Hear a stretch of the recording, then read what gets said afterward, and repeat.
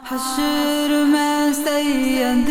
وہ تم سے بھی کہیں گے دیکھنا۔ ایک سوال ان کا یہ ہے کہ جس کے شوہر 4 مہینے سے بیوی سے دور ہوں یعنی باہر ہوں،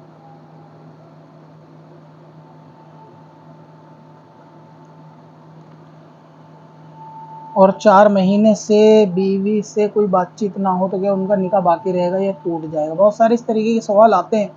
کہ لڑائی جھگڑے کے بعد 4 مہینے تک بیوی جو ہے وہ اپنے ماں کے گھر بیٹھی ہوئی ہے اور 4 مہینے سے زیادہ ہو جاتے ہیں تو لوگ یہ سمجھتے ہیں کہ شاید ان کا نکاح جو ہے وہ 4 مہینے میں خود بخود ختم ہو گیا، ایسا لوگوں کا تصور ہے، جبکہ شریعت کا ایسا کوئی تصور نہیں ہے۔ نکاح ختم ہوتا ہے یا تو ارادتاً یا غیر ارادتاً، دونوں صورتوں میں ختم ہو سکتا ہے، اور اپنے قول اور فعل سے ختم ہوتا ہے۔ جب بھی چاروں میں سے کوئی چیز پائی جائے گی تو اس طرح نکاح ختم ہو جائے گا۔ اس کو آسان سمجھے کہ ارادتاً غیر ارادتاً تو اس طرح ہو سکتا ہے کہ اگر بندے نے نیت کی طلاق دینے کی اور پھر طلاق دے دی تو اس طرح یہ اس کے ارادے سے نے ارادہ کیا نکاح ختم کرنے کا اور ارادے کے ساتھ اس نے طلاق کو ادا کیا تو اس طرح اس کا نکاح جو ہے وہ ختم ہو جائے گا۔ اور غیر ارادتاً یہ ہوتا ہے کہ اس کا ارادہ نکاح ختم کرنے کا نہیں تھا لیکن اس نے کفر یا شرک کر دیا تو اس وجہ سے وہ غیر ارادتاً بھی اس کا نکاح ختم ہو گیا، جبکہ اس کا نکاح کا کوئی ارادہ دل میں خیال نہیں تھا کہ نکاح بھی ختم کرنا ہے یا نکاح توڑنا ہے، لیکن اس کے فعل سے وہ کام جو ہے وہ ختم ہو گیا۔ دوسرا یہ ہے کہ قول اور فعل سے، قول اور فعل کا تعلق بھی ارادے اور غیر ارادے کے ساتھ ہے۔ یا تو وہ طلاق کا معاملہ اپنے قول سے کر دے اور نکاح ختم کرنے کا ارادہ کرے گا تو اس صورت میں نکاح ختم بھی ہو جائے گا طلاق کے ساتھ، یا پھر اس کے فعل سے، یعنی اس کا فعل کفریہ شرکیہ ہو اگرچہ وہ منہ سے کفریہ جملہ نہ نکالے، تو اس صورت میں غیر ارادتاً بھی اس کا نکاح ختم ہو جائے گا، یعنی اس کے فعل سے، اس کے کفر سے، اس کے شرک والے فعل سے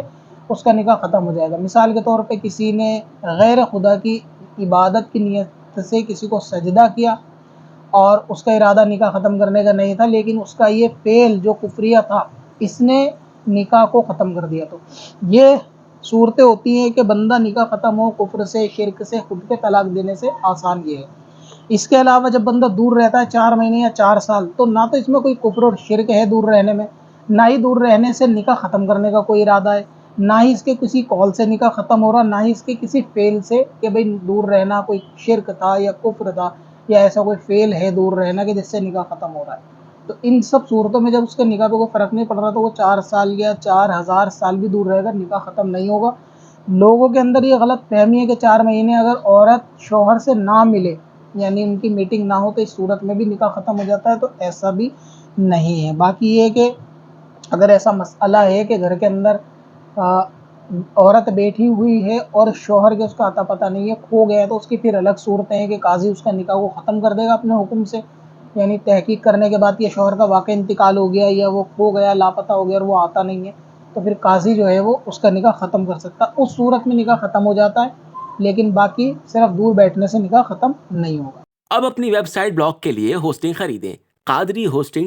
سے اور پائیں سب سے سستی SSD اور cloud web hosting, light speed اور سی پینل کے ساتھ۔ چل تجھے بھی بخشوا دوں، تیری باری آ گئی۔